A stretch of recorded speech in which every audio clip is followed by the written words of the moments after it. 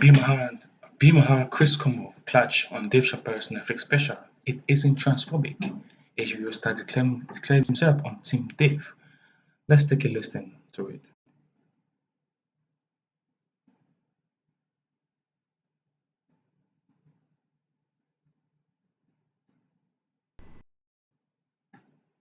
Let's wait for this. Let's wait for this.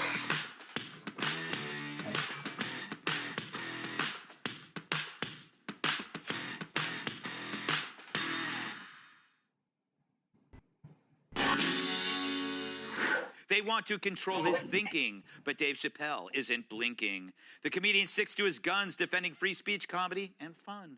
In a new video, he's addressing the protests over his new stand-up special and his comments about the transgender community.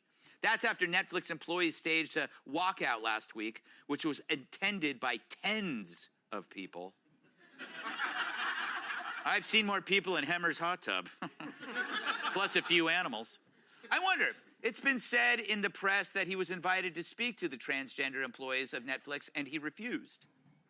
It's been said in the press that I was invited to speak to the transgender employees at Netflix, and I refused. That is not true. If they had invited me, I would have accepted it, although I am confused about what we are speaking about. I said what I said, and boy, I heard what you said. My God, how could I not? You said you want a safe working environment at Netflix. Well, it seems like I'm the only one that can't go to the office anymore. He's not wrong. If he walks into that place today, they treat him like an active shooter. Chappelle also revealed that his documentary about his 2020 summer comedy tour has been expelled from film festivals. This film that I made was invited to every film festival in the United States, and some of those invitations I accepted. And when this controversy came out about the closer, they began disinviting me from these film festivals. And now, today, not a film company, not a movie studio, not a film festival, nobody will touch this film. Thank God for Ted Sarandos at Netflix. He's the only one that didn't cancel me yet. Then he went on to speak directly to the trans community. I wonder if he said if you want to meet with them, he's more than willing to, but has some conditions. And if you want to meet with me, I'd be more than willing to, but I have some conditions. First of all, you cannot come if you have not watched my special from beginning to end. You must come to a place of my choosing and a time of my choosing. And thirdly, you must admit that Hannah Gadsby is not funny. That's funny because it's true.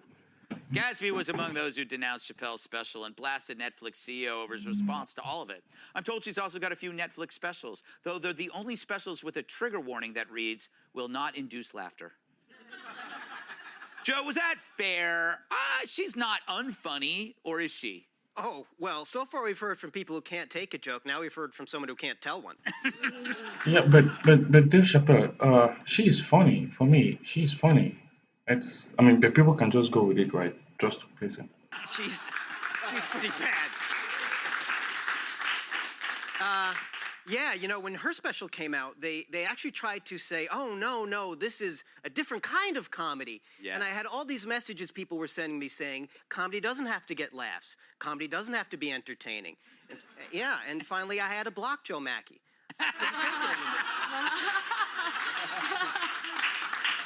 By the way, well, never mind. I was going to make a very disgusting joke, but I I'm just not. say one more thing about this Netflix protest that I knew it was going to be. There were so few people there, they weren't even worried about COVID rules. Yes. There was like a dozen people, and you can tell because the cameras are close from up. this close. If we're any closer, those cameras would be performing a colonoscopy. So Yeah.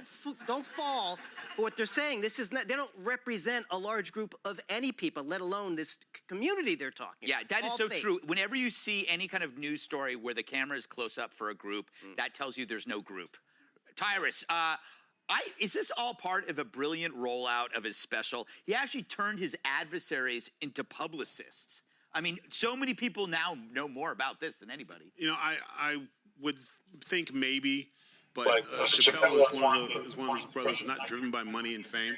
He walked away from $50 million, so I can't see him putting himself through this, his family through this, just to get to watch, because they're going to show up to watch. What I think needs to happen, though, is some of us have to come forward. I think it's time I came forward. I wrote the jokes. I'm sorry. It was me. I can't let Chappelle take all the heat anymore. I did it. So come get me.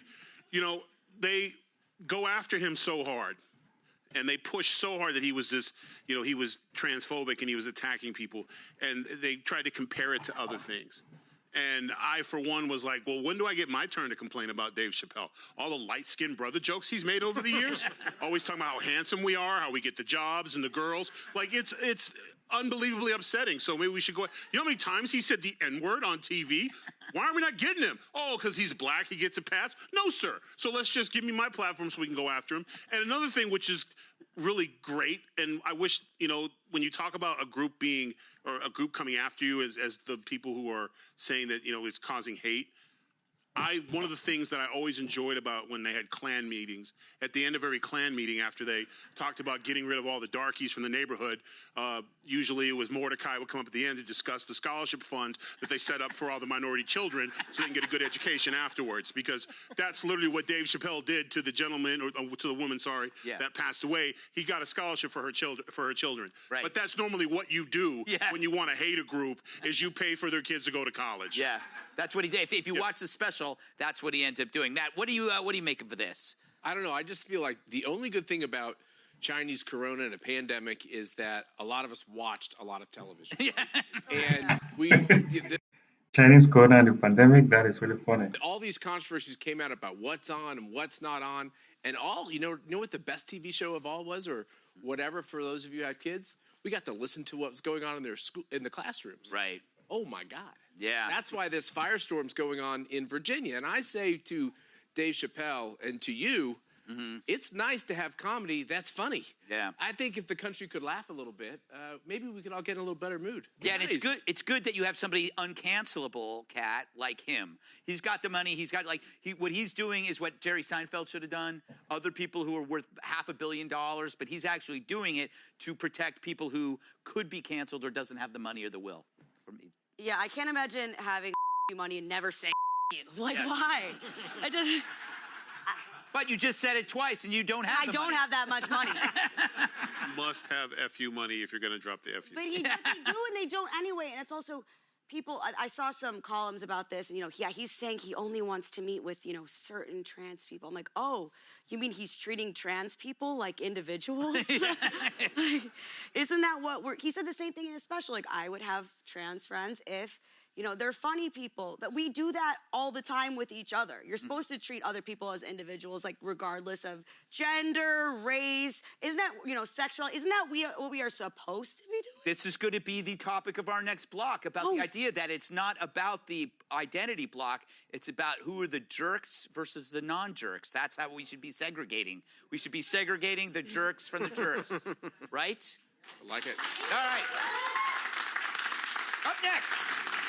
He couldn't say anything nice about Condoleezza Rice. I never knew that was a guy who wrote the jokes of Dave Chappelle, though. Wow. I thought he writes his own jokes. Great time host Maher clashes with CNN anchor Chris Cuomo over the controversy surrounding Dave Chappelle's Netflix stand-up special. Critics describe Chappelle as transphobic over the remarks he made in the closer supporting J.R.K. Rowling in that gender is based in fact. Declaring himself on term turf, trans exclusionary radical feminist, causing a stir at Netflix among its employees and talent, though the streaming giant stood behind the special amid the uproar. During an interview on Wednesday, Cuomo kicked off the discussion by claiming Chappelle has a long history of going after trans people, adding the homophobia is not much of a push against him as it is against trans people.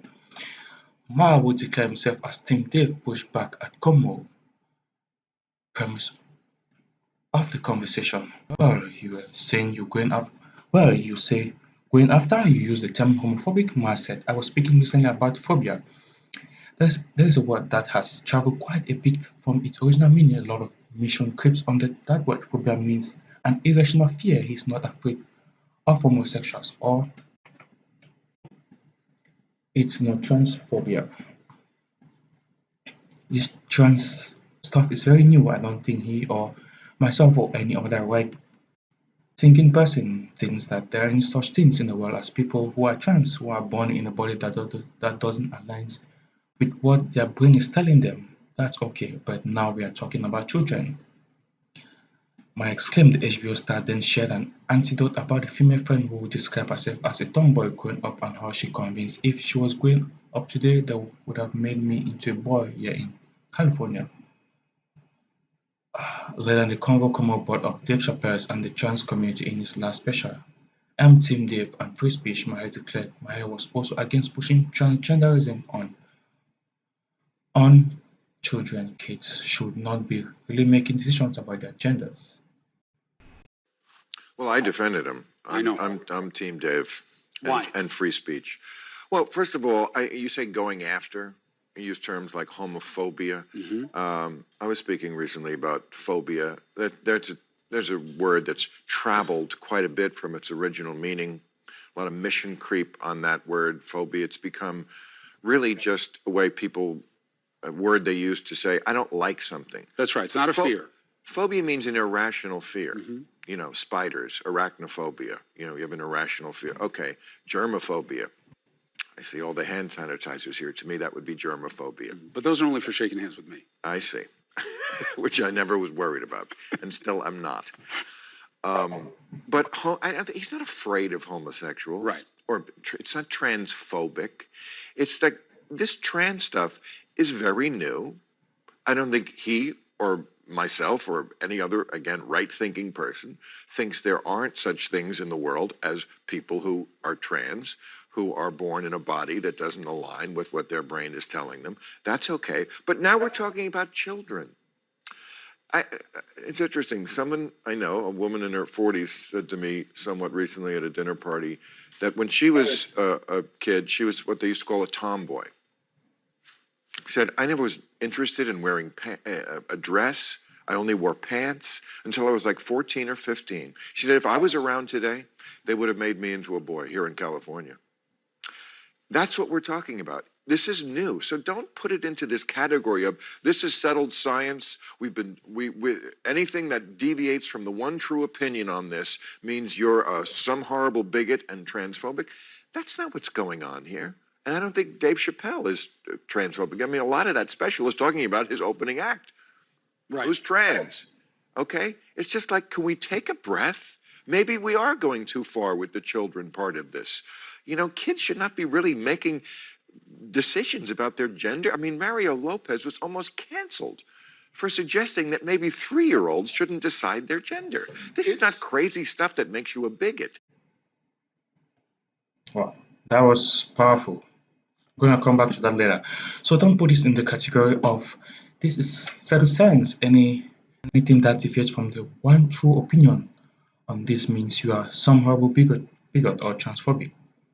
That's not what's going on here, Ma said. And I don't think Chappelle is transphobic. It is like, can we take a break? Maybe we are going too far with the children part of this. You know, kids should not be really making decisions about their gender. I mean, Mario Lopez was almost cancelled for suggesting that maybe 3 years old shouldn't decide on their gender. This is not crazy stuff that makes you a bigot. But Cuomo responded his choice to make jokes about them now. This is an argument. This is the argument that I don't think he handled well. I would say that you are punching down at this group. This is a discrete minority. They have got a lot of problems of being targeted and hurt. You know you are a powerful voice and you're making fun of them empowers the people who want to hurt them, whether you know that or not. Now that we have told you that stop doing it, is that a bad suggestion?